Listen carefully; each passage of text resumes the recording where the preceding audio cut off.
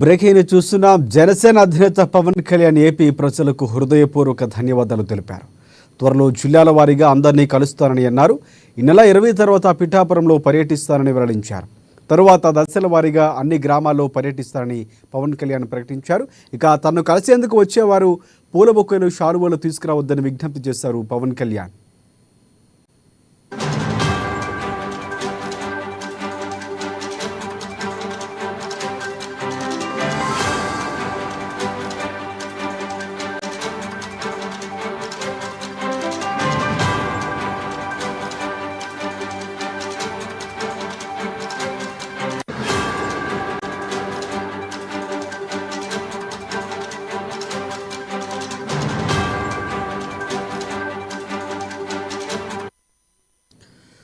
Breaking చూస్తున్నాం. జనసేన అధినేత Pawan Kalyan AP ప్రజలకు హృదయపూర్వక ధన్యవాదాలు తెలిపారు. త్వరలోనే జిల్లాల వారీగా అందరినీ కలుస్తారని చెప్పారు. ఈ నెల 20 తర్వాత పిఠాపురంలో పర్యటిస్తారని వెల్లడించారు పవన్. తర్వాత దశల వారీగా అన్ని గ్రామాల్లో పర్యటిస్తారని ఎమ్మెల్యే పవన్ కళ్యాణ్ ప్రకటించారు.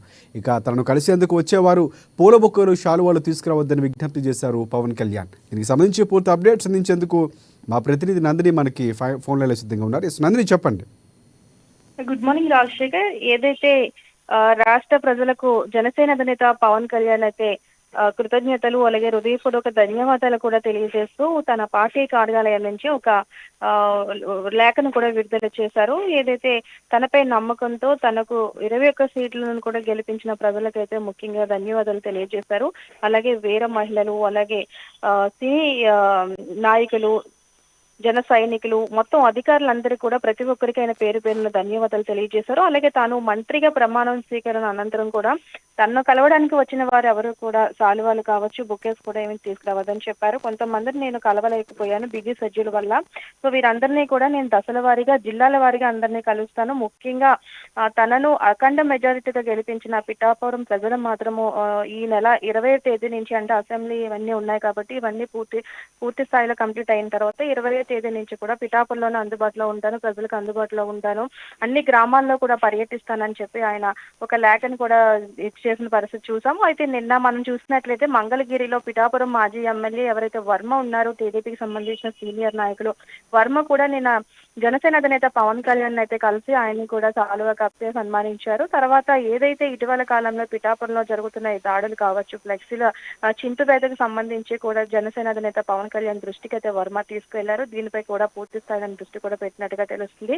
ఏదేమైనా ఈ నెల 20వ తేదీన పిఠాపురం వచ్చిన తర్వాత కార్యకర్తలతో మాట్లాడతారు. కార్యకర్తని, ఇటు టీడీపీ నాయకుని, అటు జనసేన నాయకులను అందరినీ కూడా సమన్వయం చేసుకుంటూ ముందుకెళ్లే అవకాశాలు కూడా ఎక్కువ కనిపిస్తున్నాయి. మరో పక్క చూసుకున్నట్లయితే ఏదైతే సినిమా బ్రేక్స్ వచ్చాయో, ఈ రాజకీయాల్లో పర్యటనలో భాగంగా మూవీస్ కూడా బ్రేక్ ఇచ్చిన పరిస్థితి కూడా అందరికీ తెలిసింది. అయితే 6 నెలల పాటు మూవీ షెడ్యూల్ను కూడా ప్రకటించబోతున్నట్టుగా తెలుస్తుంది. అయితే ఏది ఏమైనా సరే రాష్ట్ర వ్యాప్తంగా తన ప్రజలు అంతా కూడా తనను గెలిపించిన ప్రజలందరికీ కూడా ఆయన కృతజ్ఞతలు తెలిపారు. ముఖ్యంగా వీర మహిళలు ఎక్కడికెక్కడ పండుగ చేసుకుంటున్నారు, వారందరూ కూడా ఆయన ధన్యవాదాలు తెలియజేశారు. 20వ తేదీ నుంచి కూడా కొన్ని రోజుల పాటు పిఠాపురంలోనే బస చేస్తాను, పిఠాపురంలో ఉన్న సమస్యలను తెలుసుకుంటాను, ఏదైతే పిఠాపురానికి నేను హామీ ఇచ్చానో హామీలను అమలు చేసే విధంగా కూడా నేను ముందుకు వెళ్తానని చెప్పేసి పవన్ కళ్యాణ్ చెప్పిన విషయం తెలిసిందే రాజశేఖర్. రైట్. అంటే పవన్ పర్యటనకు సంబంధించి అంటే ఆయన పూర్తిగా అందరినీ కలిసే ప్రయత్నం చేస్తున్నారు, కృతజ్ఞతలు చెప్పే ప్రయత్నం చేస్తున్నారు. సో ఈ నేపథ్యంలో ఇక్కడ టీడీపీకి సంబంధించి ఎవరైనా ఆహ్వానించే అవకాశం ఏమైనా కనిపిస్తుంది? ఎందుకంటే అక్కడ ఉన్నటువంటి సమస్యలపై పూర్తి స్థాయిలో దృష్టి పెట్టాల్సిన అవసరం ఉంది. సో పవన్ నివాసం ఏమైనా అక్కడికి చేంజ్ అయ్యే అవకాశాలు, ఇలాంటి అప్డేట్స్ ఏమైనా మన దగ్గర ఉన్నాయి? ఖచ్చితంగా తను ముందు నుంచి కూడా ఎప్పుడైతే పవన్ కళ్యాణ్ ఎప్పుడైతే నామినేషన్ వేశారో అప్పటి నుంచి కూడా నేను పిఠాపురంలోనే ఉంటాను అన్నారో, ఆ విధంగానే పిఠాపురంలోనే కూడా బస చేశారు. వారి కుటుంబ సభ్యులు కూడా ఇక్కడ పిఠాపురంలోనే ఉంటూ ఇక్కడ ప్రచారంలో కూడా పాల్గొన్న సంగతి తెలిసిందే. ఏదైతే పిఠాపురంలో ప్రస్తుతానికి చేబ్రోడ్ లో తాను గెస్ట్ చేస్తున్న బిల్డింగ్ ఏదైతే ఉందో ఆ బిల్డింగ్ లోనే ఉంటున్నారు ప్రస్తుతానికి. ఎప్పుడు పవన్ కళ్యాణ్ పిఠాపురం వచ్చినా కూడా అక్కడే ఉంటారు. అదే రీతిలో అదే ప్లేస్ లో ఇప్పుడు కూడా 20వ తారీఖున వచ్చిన తర్వాత కూడా పిఠాపురం పవన్ కళ్యాణ్ ఉంటారు. ముఖ్యంగా మీరు అన్నట్టుగా టీడీపీ నేతలను కూడా కలిసే అవకాశాలు ఉన్నాయి. ఇప్పటికే అమరావతిలో వీరందరినీ ఒకరినొకరు కలుసుకుంటున్న శుభాకాంక్షలు తెలియజేసుకుంటున్నారు. అయితే జిల్లాలో ఉన్న 19 నియోజకవర్గాలకు సంబంధించి టీడీపీ సీనియర్ నాయకులు ఎవరైతే ఉన్నారో, యనమల రామకృష్ణ గారు, రాజప్ప గారిని, వీళ్ళంతా కూడా పవన్ కళ్యాణ్ కూడా కలుస్తారు. కలిసి నియోజకవర్గాన్ని ఏ విధంగా అభివృద్ధి చేసుకోవాలి అంటే పవన్ కళ్యాణ్ కి ఇప్పుడు ఇచ్చే శాఖలను బట్టి కూడా వీరంతా కూడా సమన్వయం చేసుకుంటూ ముందుకెళ్లే అవకాశాలు ఉన్నాయి. కాబట్టి వీళ్ళంతా కూడా కలిసే అవకాశాలు కూడా ఉన్నాయి.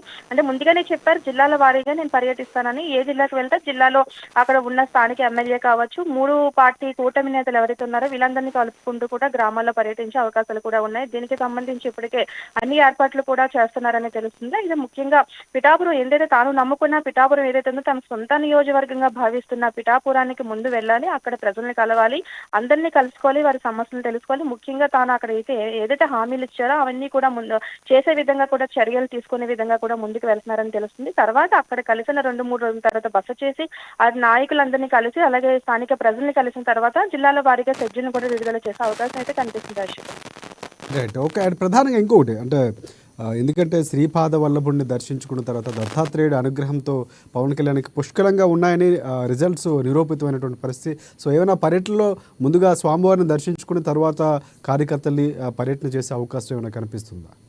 ఖచ్చితంగా ఉంది. ఎందుకంటే తను ముందుగానే అమ్మవారు ఎక్కడైతే మన అనకాపల్లిలో నూకలమ్మ తన అమ్మవారిని దర్శించుకున్నారు, అంటే అమ్మవారిని మొక్కుకున్నారు, అమ్మవారికి మొక్కులు తీర్చారు. ఎప్పుడైతే తను అక్కడ కార్యక్రమం అయిన అమరావతి కార్యక్రమం అయిన అనంతరం కూడా ఆయన అక్కడికి వచ్చి మళ్ళీ షెడ్యూల్ అంటే పిఠాపురం కూడా వస్తారు, ఇక్కడ శ్రీపాద వల్లభని దర్శించుకుంటారు, పిఠాపురంలోని పాదగయ క్షేత్రాన్ని కూడా సందర్శిస్తారు అన్నప్పటికీ షెడ్యూల్ మళ్ళీ మారింది. ఎందుకంటే మళ్ళీ బిజీ షెడ్యూల్ రావడంతో ఇంక ఇవన్నీ కూడా ఇప్పుడు జరిగే అవకాశాలు లేని అంటే షెడ్యూల్ వల్ల కుదరకపోవచ్చు అని చెప్పేసి మళ్ళీ వెనక్కి వెళ్ళిపోయారు.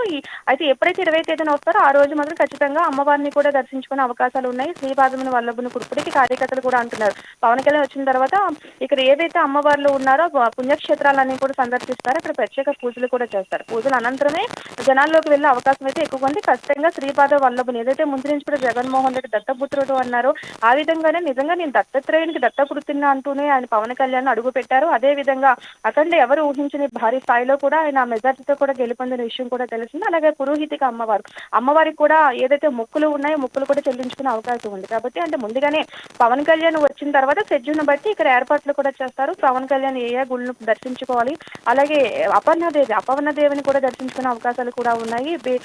ఇక్కడ అలాగే చిన్న బంగారు బీబీ అమ్మవారిని కూడా దర్శించుకునే అవకాశాలు కూడా ఉన్నాయి. సో ఇవన్నీ కూడా దర్శించుకునే అవకాశాలు ఉన్నాయి కాబట్టి ముందుగానే కార్యకర్తలు కూడా దానికి సంబంధించి ఏర్పాట్లు కూడా చేస్తున్నారు. అంటే ఇంకా 4 రోజులు మాత్రమే సమయం ఉండడంతో వీరంతా కూడా అన్ని ఏర్పాట్లు చేసుకుంటున్నారు.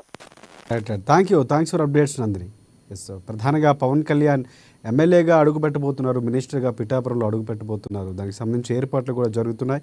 ఆయన షెడ్యూల్ కూడా మరికొన్ని రోజుల్లో విడుదలయ్యే అవకాశం కూడా కనిపిస్తుంది.